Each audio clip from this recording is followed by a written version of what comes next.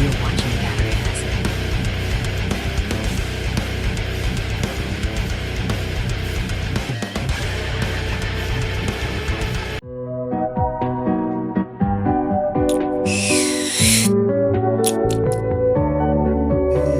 I don't even like coffee.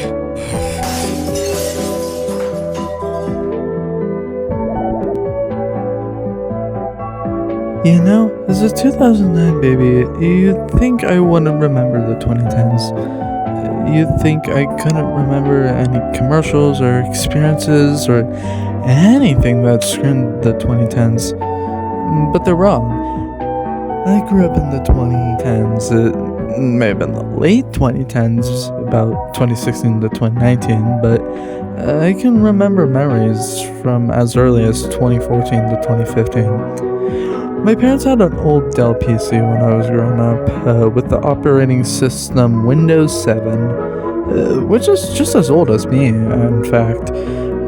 So was a squeak wool. The flames of disaster! But it wasn't the hours I spent on Purple Palace that made me fall in love with the specific aesthetic. It was the whole OS that started the yearning for the future that the past once promised. You know, same. That's right, we're talking about FRUTIGER AERO today. It starts with One thing, I don't know why. FRUTIGER AERO has kind of been a hot topic on the internet in the past year or two, simply just because we like retro things. Even more so if we can remember the peak of popularity of those aesthetics. It's just one of those aesthetics that I fondly remember, even if I was very young at the fall off of the trend as companies moved to more flatter designs. And with the resurgence in it over the years, it makes me super nostalgic and hopeful for the future. At the same time, I mean, turn on the news, there's gonna be no future anyways, and fuck it. Hi bitches and divas, I promise I'm not that doom and gloom all the time. FRUTIGER AERO is a very beautiful aesthetic that shaped the way tech and the idea of the future was conceived in the 2000s. You go in your bathroom, there's probably remnants of it in there somewhere. Oh, what's that? FRUTIGER AERO spawned during the skeuomorphism craze of the early 2000s, with Apple playing the biggest part in that design flavor, having each app mimic its real-world counterpart and having easy-to-navigate menus to help casual tech users really step their foot into the new tech era. However, FRUTIGER AERO and skeuomorphism were quickly deemed as hard-to-design apps and interfaces around due to the mass resolution and upscaling limitations of the tech at the time, clashing with the high-res FRUTIGER designs.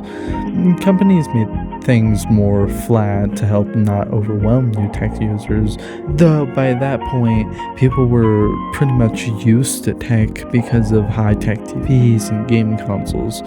Yeah, turns me on too. FRUTIGER AERO was the future people thought we would get from as late as the late 90s to the early 2010s.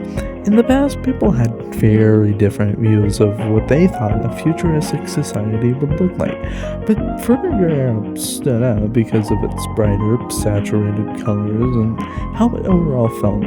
It didn't just feel like a thing that they could make a show or movie about. It had its own limitations in media and how it could present itself.